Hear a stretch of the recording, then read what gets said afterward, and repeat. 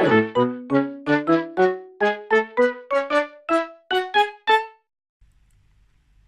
everyone and welcome back to my channel, and in today's video, as you might be able to tell from the little bits of Pokemon memorabilia I have here, I am going to be doing a Pokemon theme challenge, and I am going to be doing the Draw Pokemon from Memory challenge. And I've been wanting to do this for a long time. I've done other Pokemon videos, I did a collab with Scribblefix, and I've also done a drawing of a Ho-Oh with some cheap markers. I will leave links to those videos up above and down below if you want to check those out. But yeah, I love Pokemon, as you might be able to tell, and this is just like, not even all of the Pokemon stuff I have, this is just bits of it. This is just a small sample of the many Pokemon cards I have. Yeah, didn't think that through, but never mind. I have got all of the Pokemon from Generation 1, the original 151 Pokemon in here, and I'm going to be picking a couple out at random and drawing them from memory. I'm not going to do them all because that would be a little bit insane, really, but I'm going to do a few of them and see how it goes. And I'm not sure how it's going to work because I think I know Pokemon quite well, especially my favourite ones, especially Eevee, for example. Got a bit of a soft spot for Eevee, and Caterpie, I like that one too. I think I know how they look, but I think when I'm trying to do it from memory without looking at any reference at all, I think it's going to be really challenging. So let's get on with it.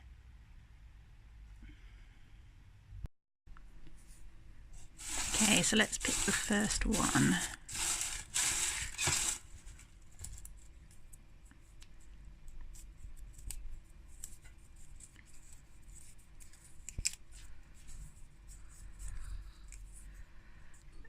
Okay, so the first one is Venusaur. That's a really nice and easy one.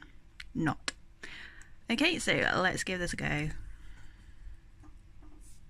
So I'm attempting to draw Venusaur from memory here, and it was so difficult because it's quite a complex Pokemon because it's a final stage. It's, you know, one of the original starters, you know, and it was quite difficult to remember all of the features. I could remember bits of the features. I could remember that it has the open flower at the top and some leaves, kind of floppy leaves, and it has quite a big face, and I can remember the colours. I think the colours are easier to remember than the actual shapes, but it was the face and the body and kind of how it all ties together, which is quite difficult about this challenge. You can remember little bits of Pokemon and there are certain things that stand out to you in your memory, but it's how it all ties together and how to draw it. And it is really tempting when you're doing this challenge to look up the photo and use a reference, but you can't do that because that's the whole point of drawing something from memory. And I think it does kind of show you how much we rely on references in art, and even if we're not copying something, we want to do, for example, some fan art of a Pokemon, we will look up a reference and then adapt it to our own style. But with this challenge, you don't look up a reference, you just go for it. And yeah, and I'm using my cheap markers, my Pro markers and my Spectrum Noir. I'm not using Copics because these pictures are really doodles. They're not meant to be, you know, masterpieces because they're from memory. I didn't want to waste my expensive supplies. I'm using just my normal Unipin liners, sketching them out first and then going over the top and colouring in with some cheap markers. And I'm also using my white gel pen to highlight and correct some mistakes. So now I'm doing Venusaur's flower. I think I got the colours right here. I think the colours of the flower stick in my memory, like a pinky red flower with a yellow middle and some light green leaves. But his face, just look at his face, it's just so derpy, and actually to me it looks like a Squirtle. It looks like a cross between a Squirtle and a Venusaur. Not quite sure what's going on with his face, and I didn't quite get his legs right either. I think maybe his face is too small, but yeah, there's something about it is just not looking right at all. But this is the best I could do. I kind of thought I knew how he looked in my head, but getting that image in your head on paper and when you can't quite remember it, it's like a fuzzy image. It's like drawing a pet portrait from a very fuzzy reference photo. It's just really difficult, but I did have lots of fun, and I do think it does look quite cute in its own special little way. But yeah, it's a special drawing, and here I am just adding the highlights with the white gel pen just because, you know, I like white gel pen, and yeah, it does kind of help lift it a little bit.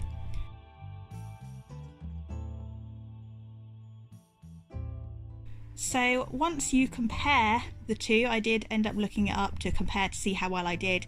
You can see how I got it quite wrong. The leaves are not right. He hasn't got the leaves in the right place. I forgot his ears. I didn't do his head big enough and his legs big enough, but I got the colours pretty right, so I was quite pleased with that. But yeah, not the best start, but it was a difficult one.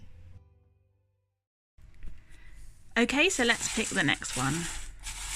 Really hope it's easier than Venusaur.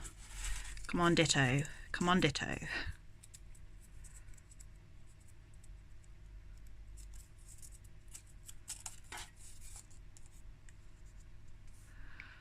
Porygon. Excellent.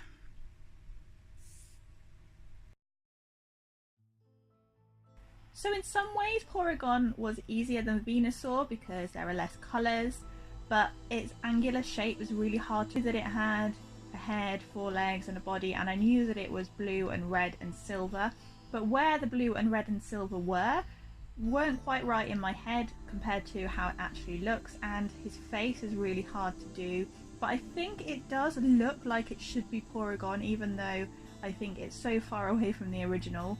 But yeah, it was quite difficult, and to me, I always have the image of Porygon with his legs moving. I think it has a very distinct leg movement, and I did try to capture that in this drawing, the way that its legs kind of, it's almost as though they're on like a pivot, the way that they go. I don't really know how to describe it, but it has a very distinct leg movement anyway.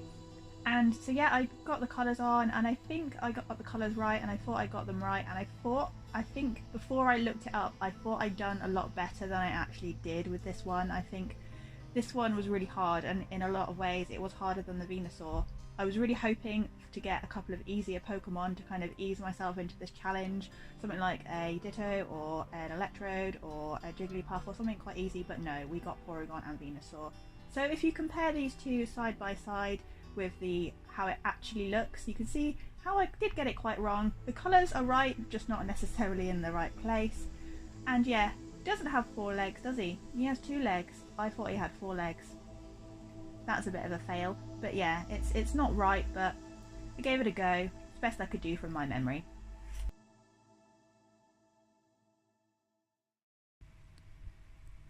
Okay, so let's pick the next one. Let's hope it's a lot easier, because I think I've had 2 of the hardest ones so far. Really hoping I get an Electrode or something like that, which is just a circle.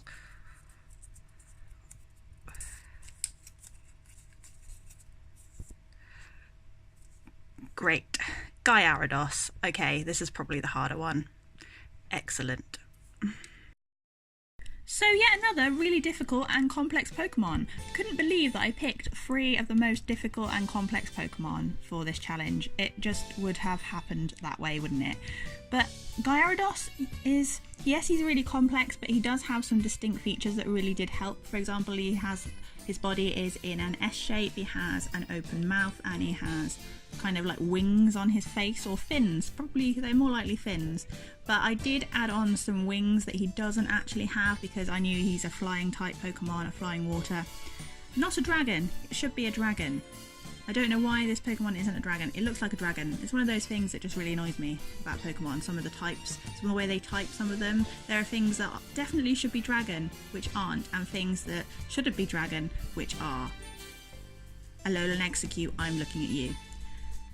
Anyway, I just really like how this one turned out, even though it just isn't quite right. I just think it looks really funny. His face to me is just so funny. I just love his face. It's just so derpy and looks like he's just screaming and flailing around, and yeah.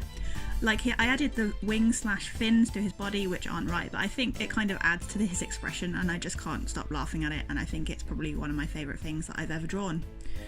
That's quite sad, really. Anyway, do let me know in the comments below how you think I did with this challenge and whether you've tried this challenge before, and also let me know what your favourite Pokemon is, because Pokemon are awesome and I love talking about Pokemon, so let's all share our favourite Pokemon in the comments down below. My favourite is Eevee, and I also like Caterpie and Primarina and Pikachu and so many Pokemon. I love all Pokemon really, but Eevee is probably my ultimate favourite. So yeah, I'm just kind of colouring him in now. I definitely got the colours right with this one as well. I think the colours for me were the easiest to remember for some reason. It's easy to remember the colours of Pokemon, not necessarily putting them in the right place, but I definitely remembered the colours. There was no real colour that I got wrong, at least in the thirst free. Had a bit of an issue in the next one, but this one was totally fine. And yeah, I do really love how this turned out. I think he is really cool. So yeah, do let me know if you have tried this challenge, and do share them on social media with me as well, because I'd love to see your attempts at this. So if you are new to my channel, welcome. My name is Katie. I make art videos. I do make better drawings than this most of the time. This is quite rare for me to do it from memory. I do usually use reference photos, don't worry. I do usually use reference photos, and my artwork does usually look a little bit better than this. So don't judge my art purely on this video. So and have a look around my channel. I do challenges, speed paints. I have some more Pokemon videos that I will link if you like Pokemon. So yeah, just welcome and feel free to browse. So I totally forgot to do a side-by-side comparison, so here is what Gyarados should look like compared to my derpy flailing monster thing.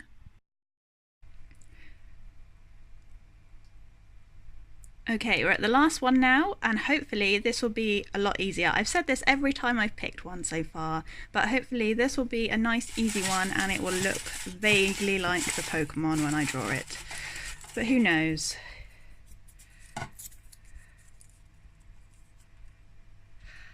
Okay, that's not as bad. Okay, let's draw Lapras.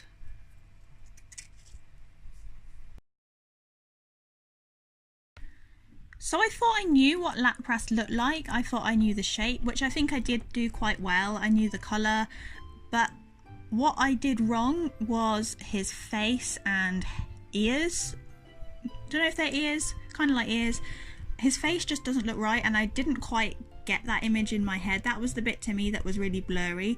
I also thought his shell was pink for some reason, so I don't know why that is, but yeah, I thought he had a pink shell, so I coloured it in pink, and I think it looks quite a nice shell. It's a nice colour to have a shell. If I had a shell, I'd want a pink shell, but Lapras doesn't have a pink shell, he has a grey shell, so that's awkward. I think that's the only real mistake that I've made with colour in this challenge, which is not bad. Like I said, I think the colour is easier to remember than the shape of things. But yeah, his face is wrong, but the whole shape of him is okay, and I think it's definitely a Lapras. You can definitely tell it's Lapras when you look at it. But yeah, it's not quite right, is it? So I'm just finishing him off now, darkening his blue, because he is a darker blue than I originally coloured him in. He's similar blue to Gyarados, I think. So yeah, and I have really enjoyed doing this challenge. It has been quite fun, and it has really challenged me. It's really good to do this kind of thing, draw from memory every so often, because it does really get you to think and really get you to kind of search your brain and really think a bit more creatively, and you're not relying on a reference, although I would recommend using a reference normally. But this is quite good. It's quite a good exercise. It's also really good fun, and it's also quite a good game to play with someone else. You can both of you pick one out and see who gets it closer, and I quite like to do that sometime. So here is Lapras next to Lapras, the real Lapras and my Lapras, and you can see the shell's really different, and I didn't get the spirally ears or his little horn and his underbelly. I didn't get that, but it's not too bad. But yeah, compared to the Gyarados, doesn't really compare, does it? So that was really difficult, especially because I managed to pick some really hard Pokemon to draw from memory. What even are these? What even is that? Look at his face. He looks like a Squirtle more than he looks like a Venusaur. And that Porygon, just what even is going on with it? It kind of looks like a Porygon. You can kind of tell that it's maybe meant to be that, but just because I think Porygon just looks so different from any of the others, I think. But yeah, these two, bit of a fail really, but you know, could have been a lot worse. Look on the bright side.